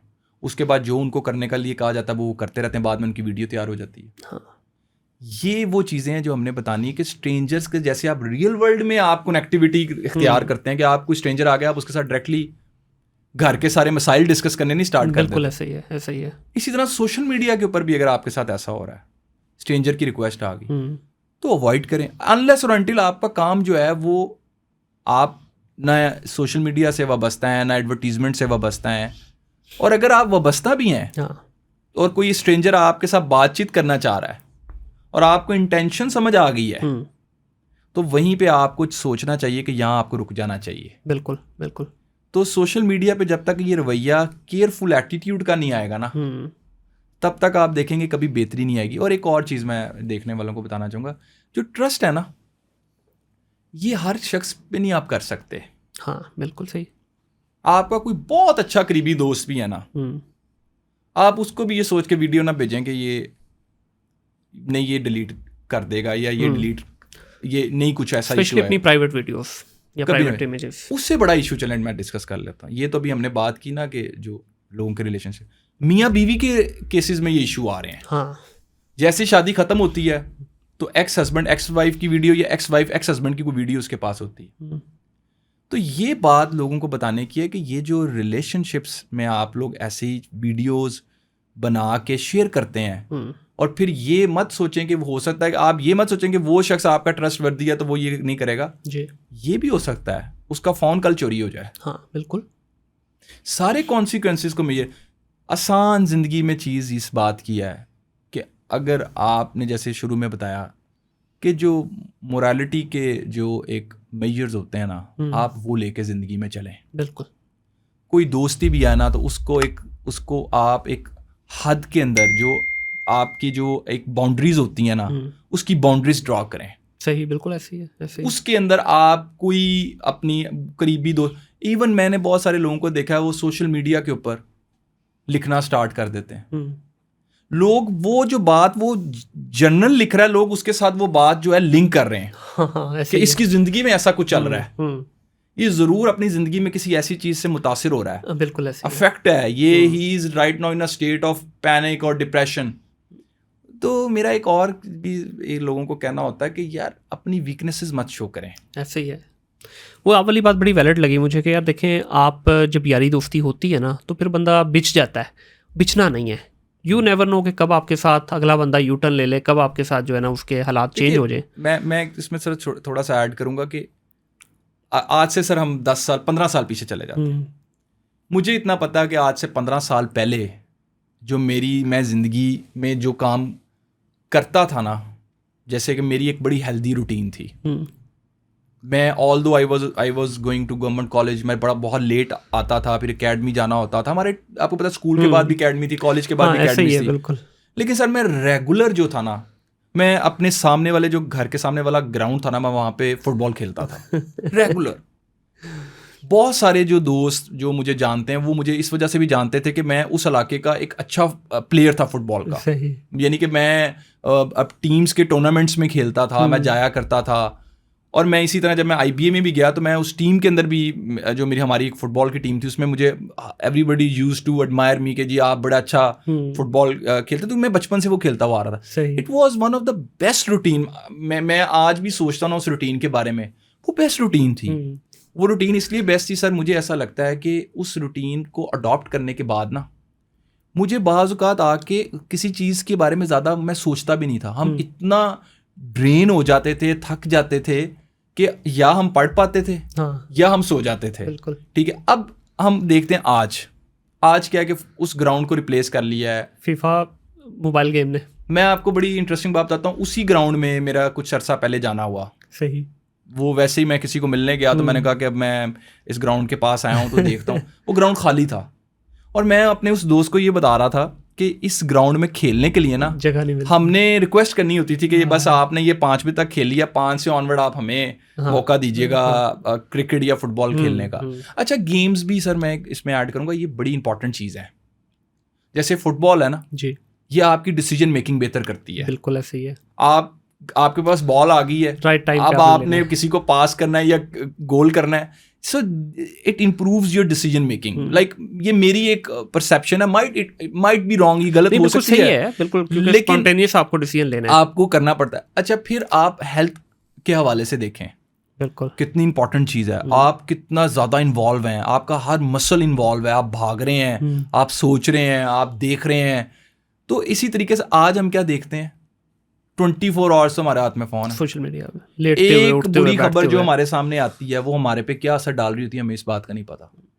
सर आधे से ज़्यादा कौम हमारी इस वक्त मरीज़ बनी इस वजह से हुई है, ये जो नेगेटिविटी फैली हुई है जी। अब बाहर से, अब देखें हम तो चले पाकिस्तान में शायद उस तरह से फील नहीं कर पाते, अगर कोई हमारा जानने वाला रिलेटिव या यार दोस्त बाहर बैठा होगा, उसको लगे यार पाकिस्तान तो इस वक्त हालत जंग में है, वहाँ तो पता नहीं लोग रह कैसे रहे हैं। उसकी वजह क्या है कि सोशल मीडिया पे जो सारा कुछ फैलाया जा रहा है। उसके अलावा जो फेक न्यूज़ का जो कंसेप्ट है सर, उसने बड़ी, मैं समझता हूँ कि जो है काम ख़राब किए हैं। जैसे वो अक्सर हम देखते हैं कुछ लोग क्या करते हैं, वो उन्होंने बड़े बड़े रिनोन्ड पेजेस होते हैं, उन्होंने ऊपर लिखा होता है बड़ी खबर आ गई। हाँ ऐसा ही है। जब आप खबर खोलते हैं तो पता लगता है किसी और मुल्क के बारे में कोई और बात है। अच्छा, ये जो चीज़ें होती है ना सर, मैं एक और इसमें चीज़ ऐड करता हूँ। जब हम सोशल मीडिया को बहुत ज़्यादा देख रहे होते हैं ना, हर वक्त खबर देख रहे हैं, हर वक्त खबर देख रहे हैं, हर वक्त ना हमें ये पता चल पा रहा है कि ये न्यूज़ सच्ची है या ये न्यूज़ सच्ची है। अच्छा, उसका जो एक मैं एक बात करूँ, जैसे आपने खुदा ना खासा बाज़ औक़ात ऐसी वीडियोज़ आ जाती हैं, कोई किसी की एक्सीडेंट की वीडियो दिखा दी जाती है, कोई किसी चीज़ के डूबने की कोई आपके सामने इमेज आ जाता है, कभी रोड एक्सीडेंट की लाइव वीडियोज़ आ जाती हैं। अच्छा, ये बड़ा सेंसिटिव मटेरियल होता है। मैंने इस पे भी एक लेक्चर दिया, एक बात काफ़ी अर्सा गुजर गया क्योंकि वो बातें पुरानी याद आ जाती हैं, तो मैं वो उस लेक्चर में मैंने यही बात की कि एक बच्चा जिसके हाथ में फ़ोन आता है, आप उसका कंटेंट नहीं देख पाते। जैसे मिसाल के तौर पे मैं एक बात बताता हूँ कि एक दफ़ा ये हुआ कि मैं एक अपने दोस्त के घर गया हुआ था, तो उनका जो बेटा था वो फ़ोन देखता देखता अचानक फ़ोन फेंक के बाहर की तरफ भाग गया। अच्छा। तो वो जब वो पीछे गए, उसको उन्होंने उठाया, वो रो रहा था, तो उन्होंने वापस आके देखा तो चाहे वो जो जिस वक्त वो वीडियो जो उन्होंने उसको ऑनलाइन लगा के दी हुई थी, उस वक्त कोई वीडियो थी जो कि जिसमें वो बच्चा डर गया और वो भाग गया बाहर की तरफ। तो कहने की बात है कि कोई आप जब ऐसा कंटेंट जब आपके नॉलेज में नहीं होता या आप देख नहीं पाते, तो उसमें फिर क्या होता है कि आप बाज़ औक़ात क्या होता है, सोशल मीडिया आपको इस तरीके से नेगेटिवली इम्पैक्ट कर जाता है। ऑफ कोर्स क्योंकि स्क्रीन आपकी कंट्रोल्ड नहीं है ना, बच्चों को हम फिर आप दे देते हैं। देखिए ना, सबसे बड़ी बात है स्क्रीन टाइम रेगुलेट होना चाहिए। हमें पता होना चाहिए कि हमने आज दिन में कितना इस्तेमाल किया सोशल मीडिया। आसान चीज़ ये है सर, मैं ये कहता हूँ कि आप जो हम आज से 15 साल पहले वाली बेसिक्स वाली लाइफ पे चले जाएं, उसकी तरफ चले जाएं। और उसमें आसानी ये है कि सोशल मीडिया कम इस्तेमाल करें, अखबार ही को इस्तेमाल करें कोई न्यूज़ पढ़ने के लिए, तो बहुत अच्छा है। और एक टाइम था ना सर, हम सुबह उठते साथ पहले न्यूज़पेपर पढ़ते थे तो अभी ज़्यादा टाइम तो हमें नहीं हुआ। हाँ। लेकिन मैं कह रहा हूँ कि अभी ज़्यादा टाइम भी नहीं गुजरा ना, social media is a new thing. Sir अभी देखें पिछले जो 3 से 4 साल की जर्नी है ना, खास तौर पे ये कोविड की पीरियड से जो जर्नी है सोशल मीडिया की, इसने उसको पिछले 10 साल में इतनी पेस नहीं आई जो 3 साल में आ गई, और आगे जो होने जा रहा है ना, आई थिंक 2009 और 2010 तक जो था ना, हाँ। वो तो तब ये स्टार्ट हुआ था। बिल्कुल। लेकिन ये जो जैसा आपने बताया ना, इस टाइम के बाद तो वो जर्नी जो है वो बड़ी तेजी के साथ होगी। और अभी जो AI करने जा रही है और जो होने जा रहा है, हम तो सर मतलब थर्ड वर्ल्ड कंट्री में रह रहे हैं, तो इसका जो नेगेटिव इम्पैक्ट हमारे ऊपर आएगा ना, ये आज से 5 साल बाद हमें पता चलेगा। अगर इस तरह के जो अभी हमने सेशन किया है, अवेयरनेस सेशन नहीं होंगे और लोग इनको अगर सीरियस नहीं लेंगे, तो बड़े डैमेज के लिए हमें रेडी होना चाहिए। जैन भाई बहुत शुक्रिया आपका सर, बड़ा मज़ा आया और बड़ी मज़ेदार सी हमने डिस्कशन की, एंड आई होप कि इसमें से बहुत सारी चीज़ें ऐसी, ये बातें ऐसी थी जो हमारे यंग बच्चों को, बच्चियों को, उनके लिए फ़ायदा होगा। और देखिए हर शख्स का ये राइट भी है कि उसको पता हो कि कानूनी तौर पे आप कितने प्रोटेक्टेड हैं। जब आप प्रोटेक्टेड के बारे में आपको पता चल जाएगा तो फिर आप कॉन्फिडेंट भी होते हैं, फिर आप किसी की उसका जो है ना फेक कॉल्स का निशाना नहीं बनेंगे, फिर आप ये जिस तरह का आजकल हो रहा है हरासमेंट वाला माहौल, इससे भी आप बच पाएंगे। तो बहुत शुक्रिया सर आपका। Thank you so much. आप लोगों का बहुत शुक्रिया जी। ये एक अवेयरनेस सेशन की मैंने पूरी कोशिश की कि इसके अंदर साइबर क्राइम जो है रिलेटिवली एक नया टॉपिक है, इसकी जो आगाही है ये जितनी ज़्यादा हम कर सकें उतना बेहतर है, क्योंकि इस वक्त हम हैं ही डिजिटल एरा के अंदर, डिजिटल एज है हमारी। हम में से हर शख्स, चाहे वो अपनी एज के किसी भी हिस्से में है, उसने डायरेक्टली और इनडायरेक्टली अपना जो इन्फ्लुएंस है वो ज़्यादा से ज़्यादा लिया हुआ है डिजिटल से।